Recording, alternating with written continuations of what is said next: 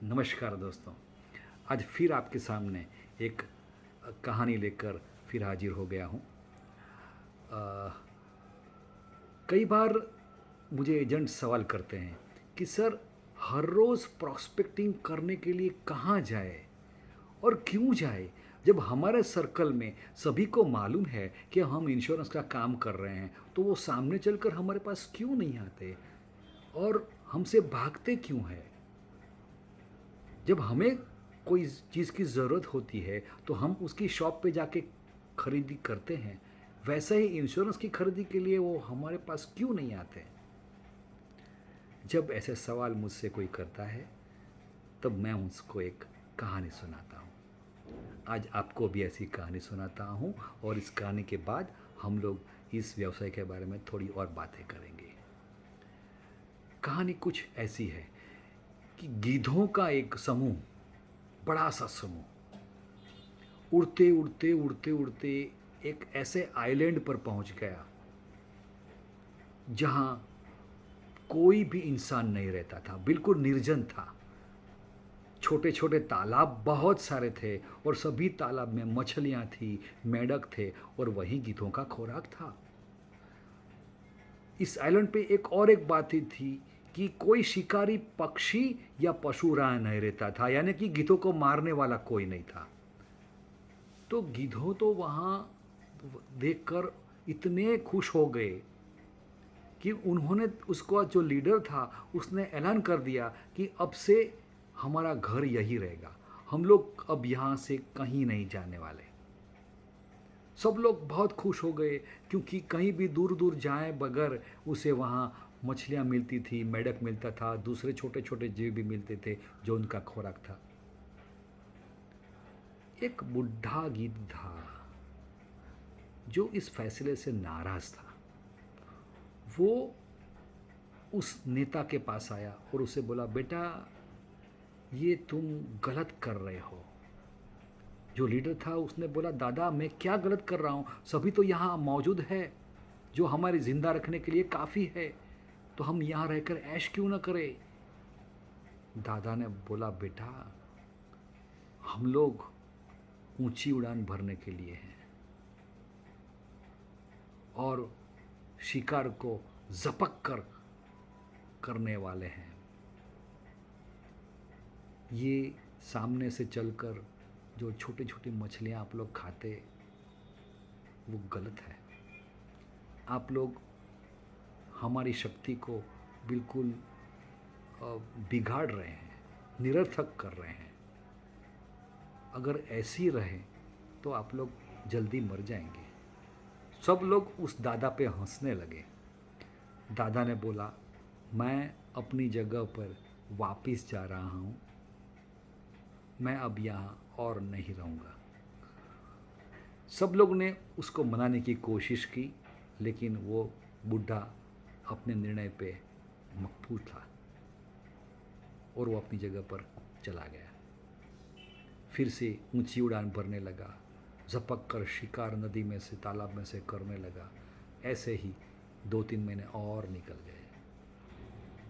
अचानक उस बुढ़े गिद्ध को अपने बच्चे याद आए।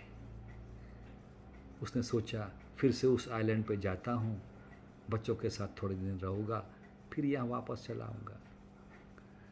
लेकिन वो बुढ़ा गिद्ध जब उस आइलैंड पे गया तो वहाँ का दृश्य देखकर वो डर गया, घबरा गया, क्योंकि वहाँ का दृश्य भयानक था। सबसे पहले तो उसने देखा कि जितनी बस्ती थी जब पहले आए थे, उससे सिर्फ 50% ही बचे थे, तो बाकी 50% गए कहाँ। उसने उस लीडर को ढूंढा जो एक पेड़ पे पहली डाली पे कराहता हुआ बैठा था। जैसे ही उसने दादा को देखा तो चिल्लाकर रोने लगा, गिड़गिड़ाने लगा और दादा की माफ़ी मांगने लगा। दादा ने बोला, बेटा ये क्या देख रहा हूँ, सब लोग कहाँ गए, कोई दिखता नहीं है ज़्यादा लोग। वो लीडर ने कहा, दादा हमने आपकी बात न मानकर बहुत बड़ी गलती कर दी। आपके जाने के बाद कुछ दिन तो हम यहाँ ऐश अय्याशी करते रहे, लेकिन कुछ दिन बाद एक नाव आई जिसमें से कुछ गली के कुत्ते छोड़े गए। म्यूनिसिपालिटी ने जो पकड़े थे वो कुत्ते यहाँ छोड़े गए थे। और पहले तो वो कुत्ते हमसे डरते थे क्योंकि हमारा शरीर भी बड़ा है, हमारी चोंच बड़ी है, हमारे नाखून बड़े हैं। लेकिन फिर कुत्ते धीमे धीमे हमें पहचानने लगे कि ये लोग तो कुछ हमें कर नहीं सकते, इसलिए वही हमारे शिकार करने लगे, जिसमें से हमारी संख्या आधा हो गई।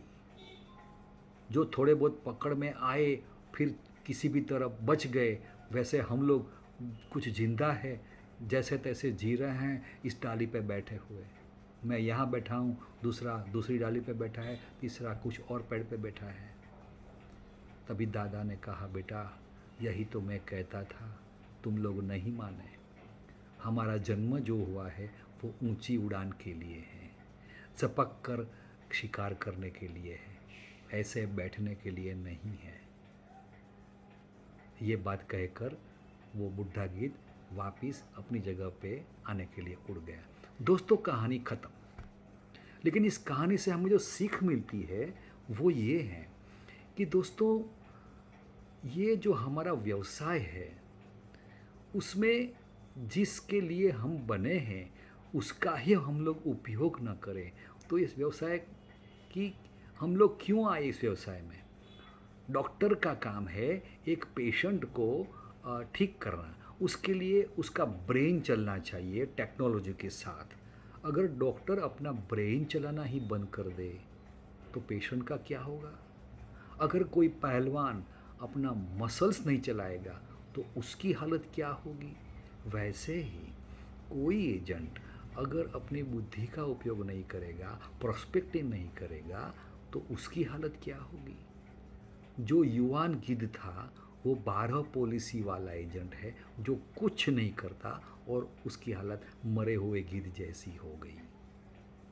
और जो बुढ़ा गिद्ध था वो बुढ़ा होने के बावजूद भी सख्त मेहनत करके MDRT बनता है।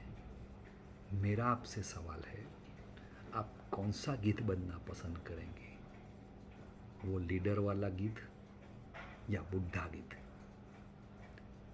दोस्तों, अगर ये कहानी आपको पसंद आई है तो उसे लाइक करिए, उसे शेयर करिए और ऐसे ही मेरी YouTube वीडियो पे बने रहिए। हाँ, अगर किसी भी समस्या है इंश्योरेंस के मार्केटिंग के बारे में तो आप मुझे फ़ोन भी कर सकते हैं।